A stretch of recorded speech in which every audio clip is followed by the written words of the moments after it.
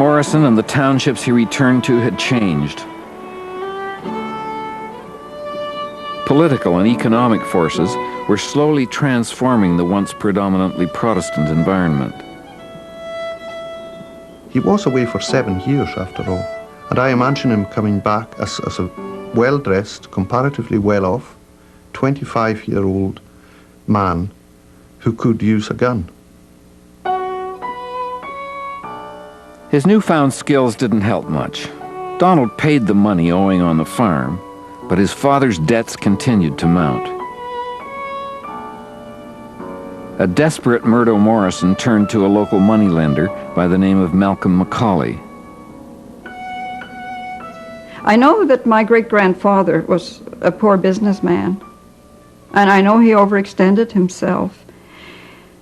But again, I take into consideration that he had no experience with owning anything. So there was Donald. I mean, now he has very little money. He's stuck here. He's trying to straighten things out. But to come back to this and realize how, despite his best efforts, he had not only been cheated, but 7 years of his life. I mean, it's almost unthinkable what that would do to the psyche of a young man who'd, in good faith, because in those days your word was your honour, to realize that that honour had been broken by another man, another Scot.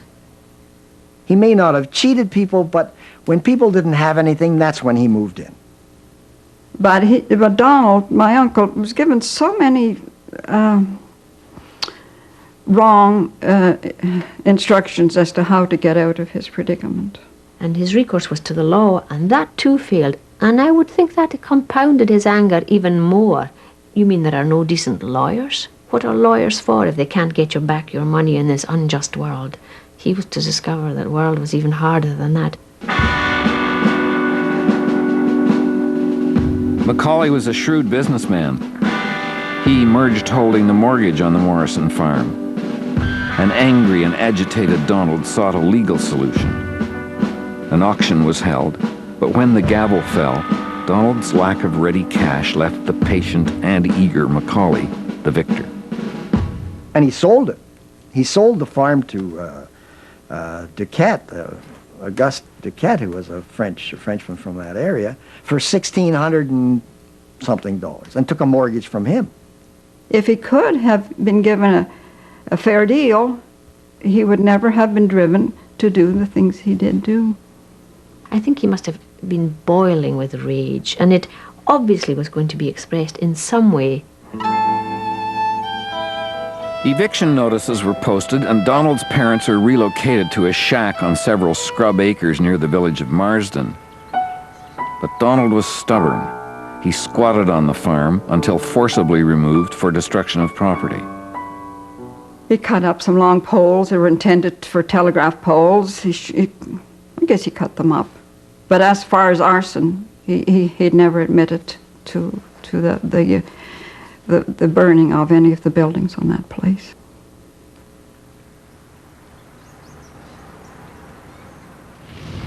Mysteriously, the hay for their winter in their barn burned down. That was very bad. If you live in a country that has 8 months of winter, you needed to feed your cattle. The finger of suspicion was already on Morrison. And what was in his mind when he fired the shot through the window, and she must have died of fright nearly.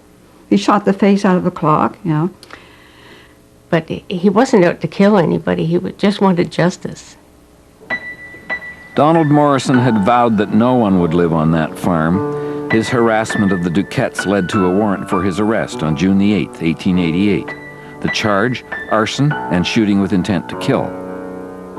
But due to a timid and fearful local police, Jack Warren, a boastful man with a questionable background, was sworn in as a bailiff to arrest Donald Morrison.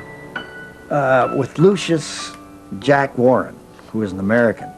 Now, he was a bootlegger, I mean, pure and simple. He was a bit of a rascal. He apparently was mixed up in the myth of the Wild West too, that he was interested in out-shooting Donald, who had a reputation as being a crack shot. He was that kind of a guy, very sort of loose and very, always bragging. And when he came up and he found that nobody could catch this Donald Morrison, he said, well, I'll catch him for you. And of course everybody said, oh yeah, sure you will. He said, yeah, I will, so just deputize me.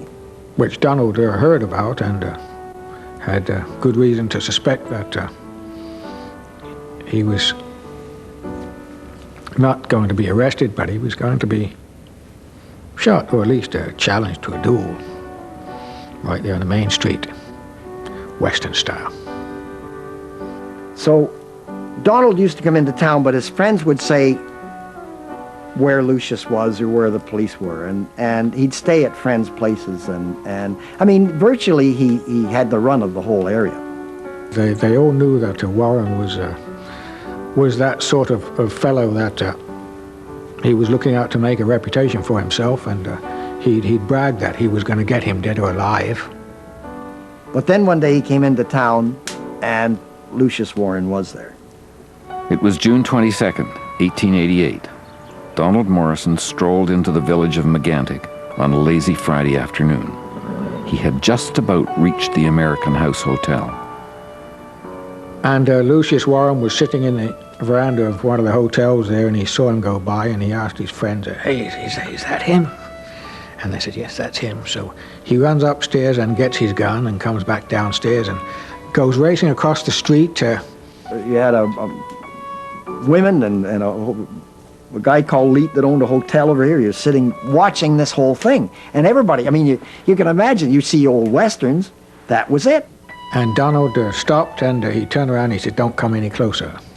Morrison had he didn't have a holster, but he had his revolver tucked in his Colt tucked in his pants. But he kept coming closer and closer and closer, and obviously he was not going to back off in any way, and he went for his gun, or Donald went for his gun, or they both went for their guns, and bang.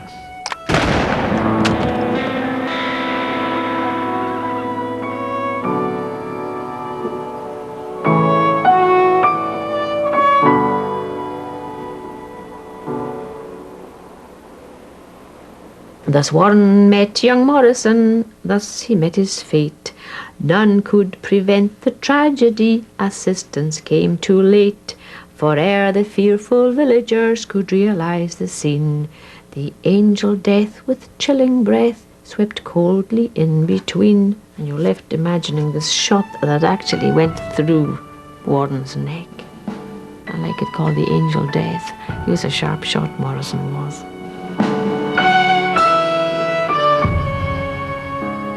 A second warrant was issued, this time for murder. Morrison had 800 square miles of forests and lakes in which to hide, not to mention the growing support of the clannish Scots. The local Gaelic community quickly closed ranks, assured that the shooting was self-defense.